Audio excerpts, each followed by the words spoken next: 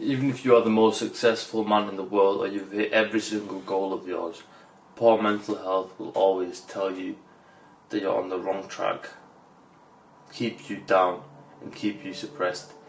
Now I know that because I've been in that position and I've made a few mistakes, or more than a few, that directly impacted my mental health negatively. I'm going to share them with you so then you can hopefully avoid them and learn from my mistakes. The first mistake I made was letting other substances control my mind.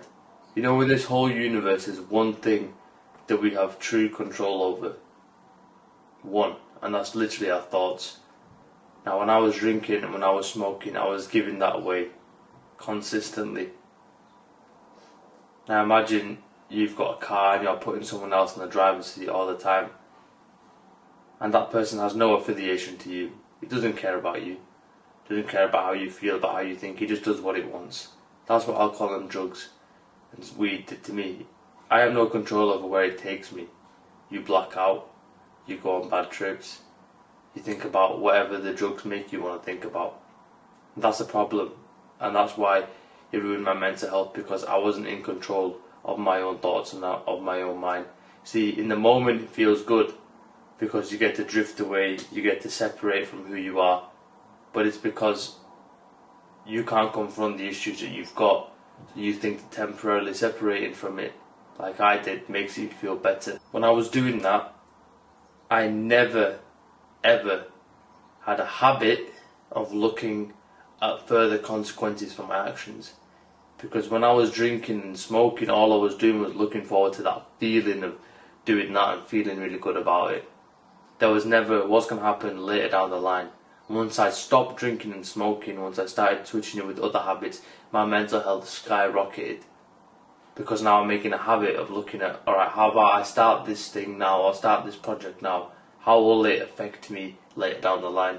We don't do that when we have a habit of drinking and smoking, because all we want to do is feel good now. The next mistake that I made was constantly trying to please somebody else and being in the wrong environment.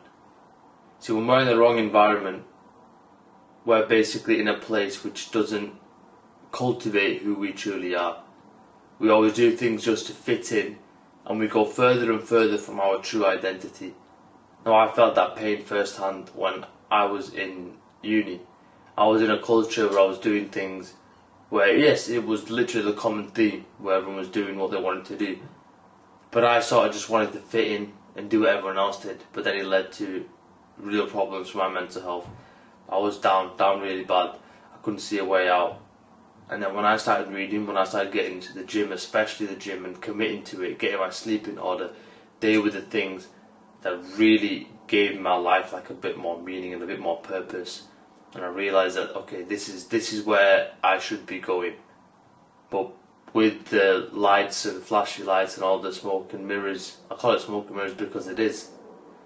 When you're just trying to fit in with everyone else, your mental health is going to get worse because you don't know who you truly are. See, now I'm finding out more about myself. There are certain things that I know to be true, and it's a constant progress. Perfect example. Even when I went on a holiday last year, one thing I wanted to do is find somewhere with the gym. I was training every day on a holiday just because it makes me feel good. I do it because it's a part of who I am.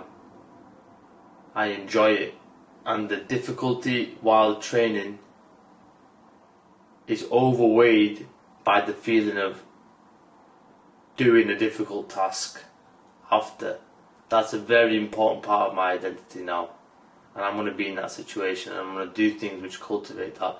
And I think it's very important to improve your mental health, that you do things to find out who you actually are, or find out a bit more about your true and core self. And the last thing I want to talk about, a mistake that I'm still making right now, and I'm not perfect, is not being grateful.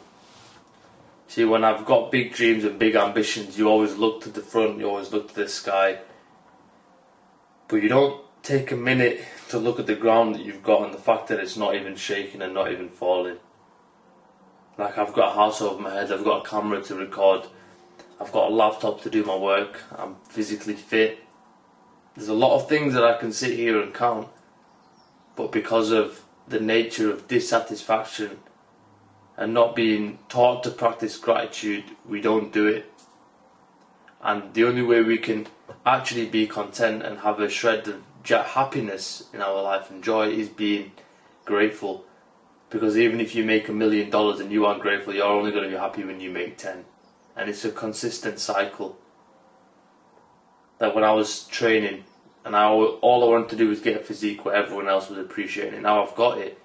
To be honest, I never practiced gratitude, so still to me I'm just chasing a better physique and always wanting to improve. But if I took a moment to be grateful for the fact that I'm here now and I achieved the younger version's goal, it will make me feel a lot better about the person I am, the things that I'm doing, which will improve your mental health, which will improve my mental health for sure. For me, mental health is just being in a state of mind where you've got strength and control over the circumstances and situations around you, and then you can navigate your thoughts in a way that leads to productivity and takes you forward.